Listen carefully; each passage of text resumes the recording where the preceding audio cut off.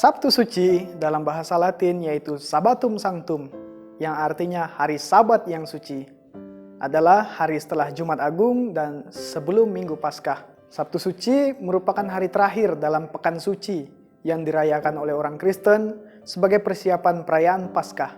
Hari Sabtu suci memperingati tubuh Yesus Kristus yang dibaringkan di kubur setelah wafat pada hari Jumat Agung dan mempersiapkan esok hari untuk menyambut Yesus yang bangkit dari kematiannya.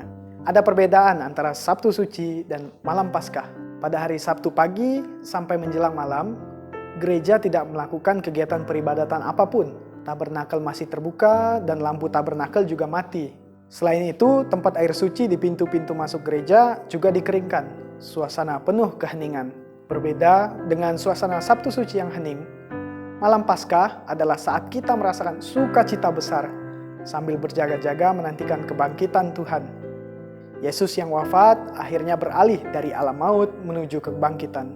Pada Perjanjian Lama, malam Paskah merupakan peristiwa penantian lewatnya Tuhan di tanah Mesir untuk membebaskan bangsa Israel dari perbudakan Firaun.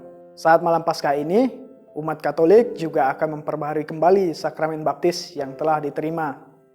Malam Paskah juga dapat disebut sebagai Vigili Paskah.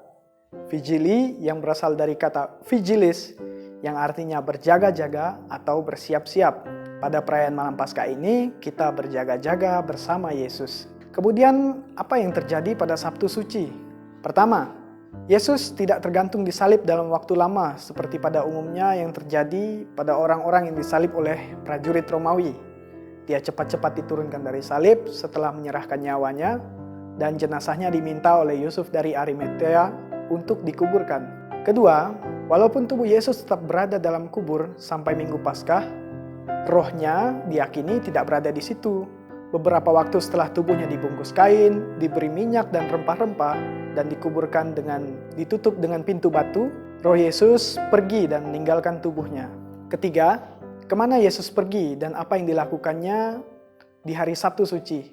Dia diyakini tidak berada di bumi. Dia berada bersama dengan orang-orang di tempat penantian untuk membawa mereka masuk ke dalam Firdaus, sebagaimana terungkap dalam syahadat para rasul. Kemudian perayaan liturgi malam Paskah itu dibagi menjadi 4 bagian. Pertama ada liturgi cahaya. Perarakan dimulai dari pintu utama gereja. Semua cahaya di gereja dipadamkan. Imam kemudian memberkati dan menyalakan lilin Paskah tersebut dari api yang baru. Selanjutnya imam mengangkat lilin sambil menyanyi, Kristus cahaya dunia, dan umat menjawab, syukur kepada Allah. Dinyanyikan sebanyak 3 kali, di pintu gereja, di tengah umat, dan di depan altar. Setelah itu dinyanyikan pujian Paskah yang intinya memuliakan Tuhan atas karya keselamatan yang telah terlaksana dalam Yesus Kristus. Dalam Yesus, semua manusia telah ditebus dari perbudakan dosa dan diselamatkan dari kegelapan maut. Kedua, ada liturgi Sabda. Pada liturgi Sabda dibacakan 9 bacaan. Bacaan-bacaan ini diambil dari Perjanjian Lama, yaitu kisah penciptaan manusia, kisah pembebasan umat manusia dari perbudakan di Mesir, dan janji keselamatan Allah. Kemudian ada bacaan epistola yang diambil dari surat Paulus, yang mengingatkan umat Allah bahwa mereka telah mati terhadap dosa dan kini hidup secara baru dalam Yesus Kristus. Kemudian tentu bacaan Injil, yang mengingatkan kita untuk bersiap-siap sehingga bila ia datang, ia menemukan kita terjaga dan akan mempersilahkan kita duduk di mejanya dan mengikuti pesta bersamanya. Yang ketiga ada liturgi baptisan.